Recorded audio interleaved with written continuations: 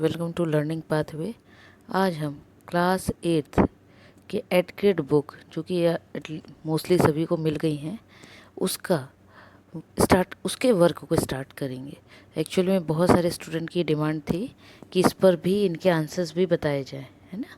तो चलिए आज स्टार्ट करते हैं लेसन 1 से। Lesson 1 another chance. ऑलरेडी इसका पूरा वीडियो आपके मेन बुक का आ चुका है। इसमें आपको क्या करना है, तो ये आपको दिया गया है एक्चुअल में कि आप इसको क्या करें, उस बुक को पढ़ने के बाद इसको प्रैक्टिस करें। बट चलिए, जिनसे प्रैक्टिस तो आप करिए, बट जहाँ आपको नहीं बन रहा हो तो उसके लिए ये हेल्पिंग वे में मैं इस वीडियो को बना देती हूँ। Clear. Number 1, multiple choice question. Multiple choice question means एक क्वेश्चन होगा, उसके अलग अलग आंसर दिए होंगे। जैसे ये दिया हुआ है ना, जिसको आप लोग बोलते हैं सही विकल्प चुनकर लिखें, है ना। तो जैसे ये क्वेश्चन 1 है, इस क्वेश्चन के ये 4 ऑप्शंस दिए हैं। इन 4 में से आपको किसी एक को क्या करना है, चूज़ करना है। क्लियर। तो चलिए, number 1, the poem is about. तो पोएम किसके बारे में है, तो लेसन का नेम ही दिया हुआ है क्या, another chance. Next, the poet of the poem another chance is. मतलब जब हम कभी किसी चीज़ को पढ़ते हैं, चाहे वो लेसन हो चाहे पोएम हो, तो हमको उसके बारे में, जिसने लिखा उसके बारे में उसका नाम तो एटलीस्ट पता होना चाहिए। तो वही चीज़ यहाँ पूछा है, the poet of the poem मतलब अनदर चांस के पोएट कौन है। तो आपने देखा होगा लास्ट में लिखा है हेलेन स्टेनर राइस, है ना ये। Next, if you need to make a new start what should you have. मतलब यदि आप कुछ नया फिर से करना चाहते हैं, शुरुआत करना चाहते हैं, तो आप क्या करेंगे, क्या होना चाहिए, क्या करना चाहिए। तो आपको पता है, डीप डिज़ायर। डीप डिज़ायर मतलब पहले आपकी इच्छा शक्ति तो हो, आप ये सोचे तो कि नहीं नहीं, अंदर से सोचें, है ना, गहराई से कि नहीं मुझे करना ही है, तब तो आप कर पाएंगे। ना कि अच्छे फ्रेंड बना लोगे तब कर पाओगे, या आप बुक्स मिल जाएंगी तब कर लोगे, या लिटिल सनशाइन। आपको बहुत सारे फ्रेंड मिल जाएंगे तो क्या आप कोई काम अच्छा कर पाएंगे, नहीं कर पाएंगे। कब कर पाएंगे, जब आप पहले आप सोच लें, गहराई से सोच लें कि आपको अच्छा काम करना है। The rhyming word for start. Start मतलब होता है शुरुआत। तो शुरुआत का राइमिंग वर्ड क्या होगा, तो शुरुआत का राइमिंग वर्ड, शुरुआत मतलब स्टार्टिंग, है ना। लेकिन हमको यहाँ पे क्या है, इसका मीनिंग नहीं देखना है, यहाँ पे हमको देखना है राइमिंग वर्ड। राइमिंग वर्ड होता है जिसमें जब हम बोलते हैं तो बोलने पे एक सा साउंड आए। जैसे देखना, स्टार्ट, हार्ट, है ना। तो ये जो ट ट आ रहा है ना, तो यहाँ पे हमको स्टार्ट का पूछा है, तो वैसे यहाँ पे देखिए हार्ट आ रहा है। लेकिन जब प्लांट बोलेंगे तो आ रहा है क्या, प्लांट, नो ट आ रहा है ना। बोट, ट्रीट नहीं आ रहा है। तो जहाँ पे हमको सेम साउंड वर्ड, मतलब राइमिंग का मीनिंग ये होता है सेम साउंड वर्ड, है ना, कि मतलब ऐसे वर्ड जिनका क्या है, बोलने में साउंड एक सा आता हो, तो उसको बोलते हैं राइमिंग वर्ड। अब यहाँ पे हार्ट का क्या हो जाएगा, स्टार्ट का क्या हो जाएगा, तो हो जाएगा heart. Next number, synonym of the word. Synonym मतलब होता है सेम मीनिंग, एक समान, जिसको आपको समानार्थी आप हिंदी में बोलते हैं। फिनिश, तो फिनिश मतलब होता है ख़त्म, तो समानार्थी या सेम मीनिंग क्या निकलेगा, से तो आपको भी पता है, बिगनिंग मतलब होती है शुरुआत, स्टार्ट मतलब होता है शुरुआत, न्यू मतलब होता है नया, और एंड मतलब होता है ख़त्म। तो फिनिश मतलब भी ख़त्म और एंड मतलब भी ख़त्म। तो क्या होगा, स्टार्ट फिनिश का क्या होगा, synonym and. Clear. Now next, next question है फिल इन द ब्लैंक्स। ये आपके पोएम का ही है और लाइंस दी हुई हैं, उनको आपको कंप्लीट करना है। To try with all our hearts, है ना, विथ ऑल आवर हर्ट्स लिखा हुआ है, ये आपकी पोएम की लाइन में लिखा है। टू ट्राई उसकी स्टार्टिंग है। So never give up in, तो ये दिया हुआ था आपको, लाइन उसमें से ढूंढना है, वहाँ पे डेस्पेयर आएगा। Same complete the word, B से स्टार्ट है तो ये बिगिनिंग वर्ड है। Clear. Rhyming word of living. Living मतलब आपको इसका भी सेम साउंड वर्ड देखना है, तो for giving. Antonym of always is. अब इसको मैंने जानबूझकर छोड़ा है। एंटोनिम मतलब होता है उल्टा, है ना, जिसको आप विलोम शब्द भी कहते हैं। तो ऑलवेज का उल्टा देखना, ऑलवेज मतलब अधिकतर, बार बार, है ना। तो उसका उल्टा क्या होता है आपको देखना है। वैसे यदि आप कह ढूंढ पाते तो ठीक है, कोशिश करिएगा, अदरवाइज ऑलवेज का अपोजिट होता है रेयर, RARE। आप नोट कर लीजिए, मैंने इसलिए यहाँ कर दिया है कि नहीं मिला तो दिक्कत होगा आपको, है ना। उसका होता है rare. Next, very short answer. Very short मतलब बिल्कुल एक दो शब्द में, है ना, एक लाइन में, एक वाक्य में। देखिए लिखा भी है वेरी शॉर्ट मतलब निम्नलिखित प्रश्नों के उत्तर एक शब्द या एक वाक्य में लिखिए। तो एक शब्द भी सफिशिएंट है या एक वाक्य भी। Number 11, write two words from the poem that start the letter B and W। मतलब पोएम में से कोई भी ऐसे दो वर्ड आपको चूज करने हैं, निकालने हैं, जिसकी शुरुआत किससे हो रही है, B से और W से। तो एक आपका ब्रांड है, दूसरा आपका वर्ल्ड है। Why do we need to make a brand new start. हमको क्यों नए स्टार्ट की ज़रूरत होती है, नहीं, वॉट डू वी नीड, क्या ज़रूरत होगी, जिससे किस चीज़ से हम न्यू डीप डिज़ायर को कर पाएंगे, है ना, ब्रांड न्यू स्टार्ट कर पाएंगे। तो आप याद रखिएगा, डीप डिज़ायर की मतलब इच्छा शक्ति, जिसको गहराई से इच्छा हो, है ना, तब आप कुछ कर पाएंगे। तो वही यहाँ पे आंसर में है। या तो आप देखिए डीप डिज़ायर बस भी लिख देंगे तो आपको आंसर्स में सेम नंबर मिल जाएंगे और पूरे नंबर मिलेंगे। क्यों, क्योंकि वन वर्ड वाला है, ठीक है। अदरवाइज इसी को आप ऐसे भी लिख सकते हैं, वी नीड, देखिए वही चीज़ है ना, अ डीप डिज़ायर, इतना लर्न करना है। फिर ये to make a brand new start, ये क्वेश्चन से आपके clear. Next, write the antonym of the following word. Antonym लिखना है आपको। फ्रेश, फ्रेश मतलब जिसमें ताज़ा, तो ताज़ा का अपोजिट होता है स्टेल, बासा, है ना, जिसको आप बासा कहते हैं, पुराना। Right words that rhyme with the following words. पहले भी बताया राइमिंग मतलब सेम साउंड है ना, जिसको बोलने में एक सा लगे। तो वे, डे, मे, वैसे विनिंग, फॉरगिविंग, बिगिनिंग, है ना। तो ये हो गए आपके राइमिंग वर्ड।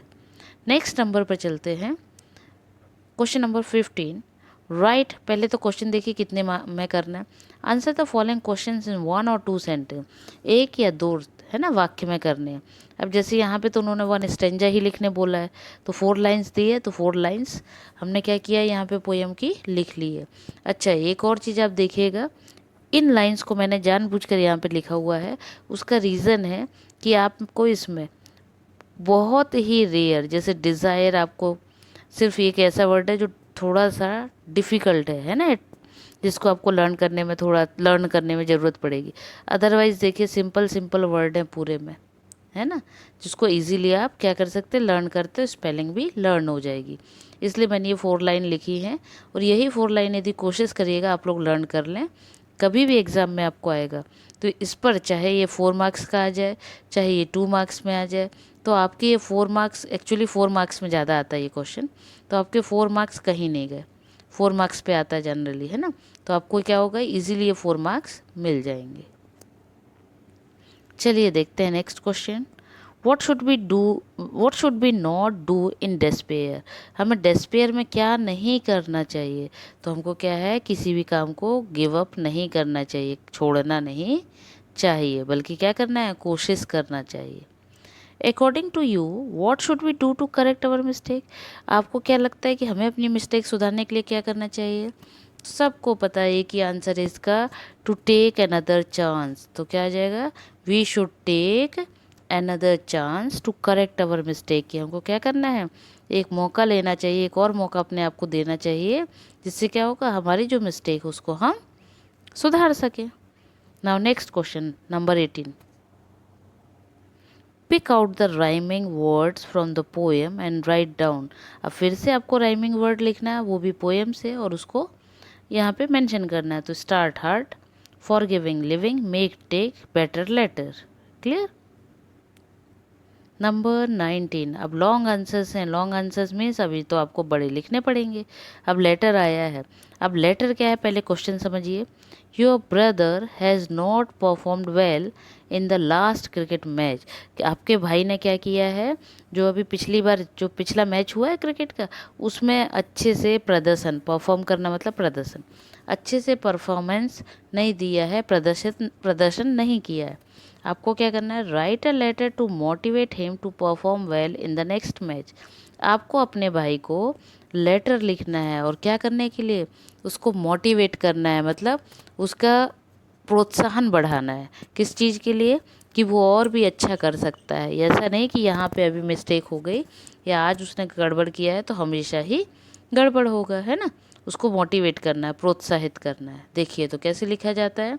फर्स्ट थिंग जो मेन है, बार बार बोल रही हूँ, फिर से याद दिला रही हूँ, लेटर में हो या एप्लीकेशन में सभी चीज़ें मार्जिन, एक मार्जिन मतलब एक लाइन से बिल्कुल कंटिन्यू नीचे तक आएंगी। क्लियर, इधर उधर नहीं जाएगा कि यहाँ से स्टार्ट किया देन यहाँ से किया, नहीं, सब कुछ इस लाइन से सीधा सीधा आपका स्टार्ट होगा। Clear.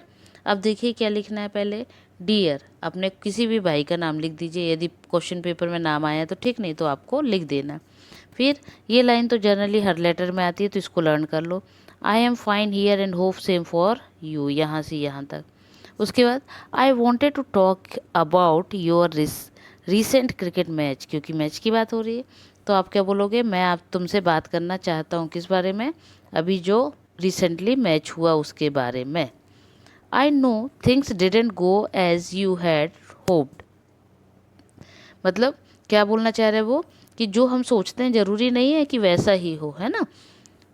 I your dedication and hard work is important, हमें क्या ज़रूरत रहती है, सिर्फ हम जो काम कर रहे हैं उसको हम क्या करें, बिल्कुल पूरे अपने अ, अच्छे से करें, जिसको आप बोलते हैं ना, जितना हो सके अपना डेडिकेशन दें और जितना हार्ड वर्क कर सके, मेहनत कर सके, उतने मेहनत से करें।